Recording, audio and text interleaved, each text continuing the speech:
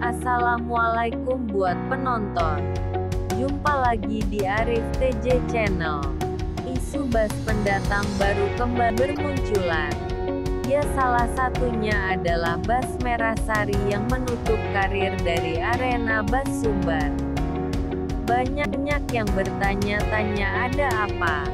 Bas Merahsari cukup lama berpartisipasi mengikuti kompetisi arena Bas Sumbar.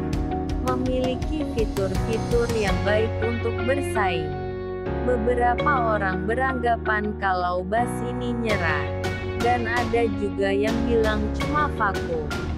Sampai saat ini Bas Merahsari belum ada tanda-tanda pasti akan kembali berkompetisi dengan Bas Sumbar. Dikutip dari beberapa perwakilan, pihak Merahsari belum bisa memberikan suara soal ini. Namun kemudian hari mungkin akan muncul lagi. Bas yang identik dengan warna merah ini masih menjadi misteri, apakah lanjut, apakah tidur panjang. Kita akan tunggu saja momentumnya. Assalamualaikum warahmatullahi wabarakatuh.